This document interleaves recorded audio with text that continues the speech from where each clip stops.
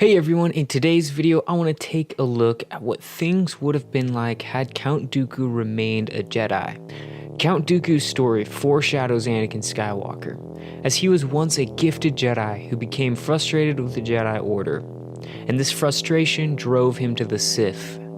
Dooku's decision to leave the Order was a huge loss to the Jedi. Dooku would become instrumental in Palpatine's plan to instigate the Clone Wars. And it would be Dooku that nearly half of the Republic would rally behind as the separatist movement. But what if Dooku never left the Jedi Order? What if instead he devoted his time and abilities to bettering the Jedi Order, to hunting down the Sith?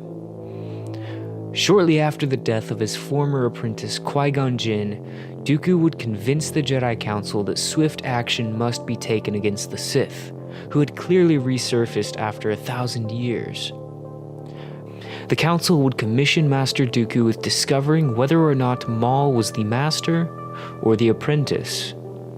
If Dooku remained with the Jedi Order, this would mean that he was also around for the discovery of the Chosen One, Anakin Skywalker. Being profoundly interested in Jedi prophecies, Dooku would request that he be the one to train Anakin. Given that Obi-Wan was freshly knighted and did not have the experience it would take to train a Padawan yet, the council would agree with him. Dooku would become Anakin's master. Over the years, between Episode 1 and 2, Dooku would work to discover where Maul came from. This would lead him to Maul's home planet of Dathomir, where he would see and meet the mysterious Mother Talzin.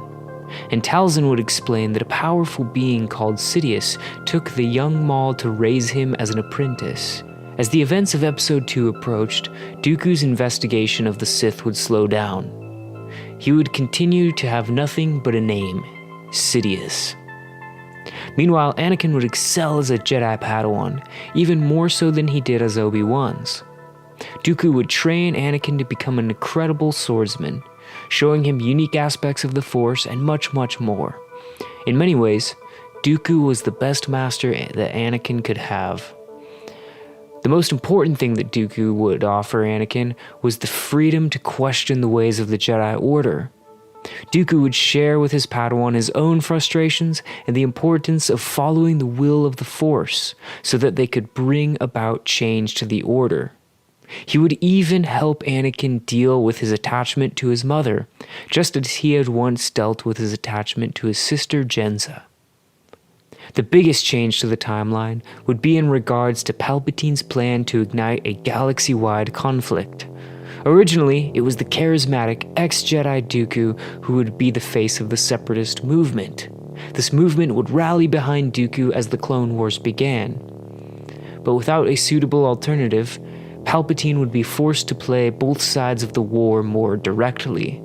Palpatine would lead the Republic as Chancellor, and directly lead the Separatist Council as Darth Sidious, much like he pulled the strings of the Trade Federation in Episode 1. The risk for Palpatine was that he would be bringing Sidious out of the shadows, just enough to deal with the Separatist Council. But this would be enough for Dooku to pick up the scent. Sidious would personally order the creation of the clone army. It would not be hard to convince the Kaminoans to do this, as they cared very little for what went on in the rest of the galaxy. Sidious would provide all of the funds needed by siphoning money from the Republic. Arrogant that nobody would discover his plot, Sidious would unknowingly be blind to the money trail he had just created. Meanwhile, Dooku would bring Anakin along on his hunt for Sidious's true identity. Both Jedi would be fueled by a desire to bring an end to the Sith once and for all. But slowly, Dooku, and by proxy his Padawan Anakin, would become consumed with a desire for revenge. Both had been devastated when Qui-Gon Jinn was killed by Maul. For different reasons, Qui-Gon represented hope for the two Jedi. For Anakin, Qui-Gon was the one who rescued him from slavery and gave him a future as a Jedi. And for Dooku, Qui-Gon was his greatest success, a reminder that the Jedi were meant to do good and follow the will of the Force. The clone army's later discovery would spark many questions, as its origin was mysterious to the Jedi. The Clone Wars would begin much like they did, with Obi-Wan being captured on Geonosis and the Jedi moving to rescue him. This battle of Geonosis would officially begin the war, just as it did in the original timeline.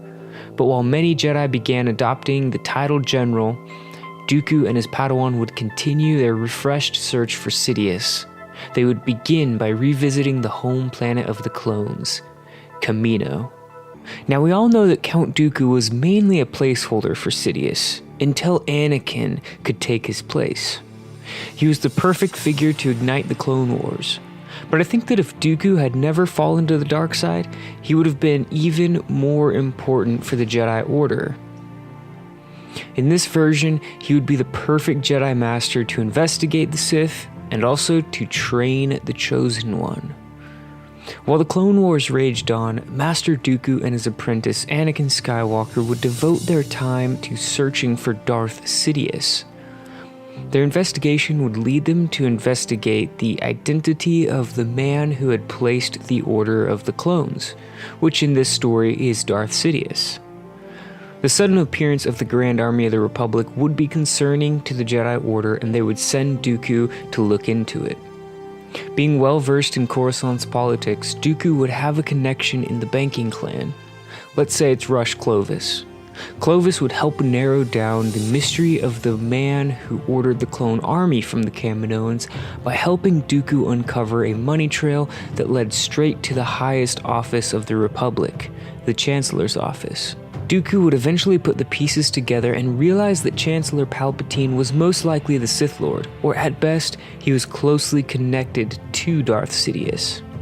Dooku would bring this evidence before the Jedi Council, who were mostly all present as this was happening much earlier in the war, and many of the Jedi like Yoda would not be spread across the galaxy quite yet. Many of the events surrounding Chancellor Palpatine would not change as well. The Jedi Council would be concerned by the amount of political power that Palpatine held. Palpatine would remain in office past his term limits, he would secure more emergency powers, and most importantly, the Jedi Council would continue to sense the dark side that surrounded the Chancellor. Now, I think if the prequels had not been governed by the outcome they had to have because of the original trilogy, I think the Jedi would have acted much faster on their distrust of Chancellor Palpatine. The Jedi would need to act carefully though, as they could not simply arrest Palpatine without any clear evidence. So they would send Master Dooku to spy on the Chancellor. Even as a Jedi, Palpatine would respect Dooku. Having met him on several occasions as a senator and chancellor, the two men would have a conversation much like Anakin and Palpatine did in Episode 3, where Anakin discovered Palpatine was the Sith Lord. Palpatine would suspect the Jedi were onto him and would look for every chance to manipulate Dooku. He would sense Dooku's frustrations with the Order and his desire to avenge Qui-Gon Jinn's death. This would be the basis for which Dooku could be turned. While Dooku met with Palpatine, Anakin waited behind at the Jedi Temple. He would be worried and even a little frustrated that he wasn't with his master. While contemplating what he could do to help, Anakin would be greeted by Qui-Gon Jinn, or the ghost of Qui-Gon Jinn. Qui-Gon would tell Anakin that he and Dooku were heading down a dark path by seeking revenge. He would continue by saying that should Palpatine turn out to be the Sith Lord, it must be Anakin that strikes him down, fulfilling the Chosen One prophecy. If Dooku were the one to kill Sidious, it would surely be his undoing as a Jedi. It would surely lead him down a path to the dark side. Anakin would understand what he had to do then. With Dooku as his master, Anakin would be more equipped to fight Palpatine than he would have been with Obi-Wan as his master. The most important change to this moment, though, is that Anakin is going to help Master Dooku confront Sidious, free of any attachment. Dooku had trained Anakin to manage his attachments and emotions rather than suppress them like most of the Jedi did. And speaking of Anakin's attachments, I don't think Anakin would have been reunited with Padme quite yet. The Council would have chosen Obi-Wan rather than Dooku to protect Padme during the attempts on her life. But that's not to say their paths wouldn't cross in the future. For now, Padme is not a weakness for Palpatine to exploit. Anakin would be powerful and level-headed, making him the chosen one he was meant to be. Anakin would arrive at the Chancellor's office to see Dooku and Palpatine already engaged in a lightsaber duel. At first glance, it would seem that Palpatine was unable to sway Dooku to the dark side. But in fact, getting Dooku to attack him in anger was exactly what the Sith Lord wanted. So Anakin would have to intervene and join his master, Jedi Master Dooku and Anakin Skywalker would be one of the few Jedi duos that could take on Sidious. Both were exceptionally skilled with a lightsaber, uniquely gifted in the Force, and Dooku's prowess in Form 2 would make his attacks quick and efficient. Dooku alone was quite the match for Sidious, as he was said to only be surpassed in skill by Yoda, and Mace Windu was considered his equal. Anakin would tip the scale in the favor of the Jedi by adding his own abilities. Now, here there's two possibilities for Anakin's lightsaber form. First, in the original timeline, Anakin was a master of Form 4, Ataru, which is known as the aggressive lightsaber form. If Anakin maintained this form in our story, it would certainly complement Dooku's more elegant fighting style. The other option is that Anakin adopts Form 2 from his master Dooku. It would make sense that he also became an expert in the elegant Form 2 as Dooku's Padawan. In the original timeline, Anakin would even become a master of Form 2 as it was better suited for the Vader suit. Either way, Anakin and Dooku would hold their own against Sidious quite well, but they would still struggle to actually overpower him. Eventually, the scale would become tipped in the Jedi's favor even more so as Master Yoda entered the office. Yoda had sensed that his former apprentice was in trouble, and with 3 generations of Jedi, Yoda who trained Dooku, who trained Anakin, Sidious would quickly become overwhelmed. Before long, both Dooku and Yoda had each claimed one of Sidious's hands, and before Anakin could even recognize that Sidious was unarmed, he slashed his lightsaber at the Sith Lord's neck, ending the line of Sith once and for all. Without Sidious to control both sides of the war, peace would quickly return to the Republic, and it would begin to rebuild. Having brought balance to the Force, the Council would offer Anakin a seat on the Council, along with his friend Obi-Wan Kenobi. Dooku, however, would choose to go away for a while. During this time away, he would learn from his old apprentice Qui-Gon. Qui-Gon would teach Dooku how to become a Force ghost and many other things.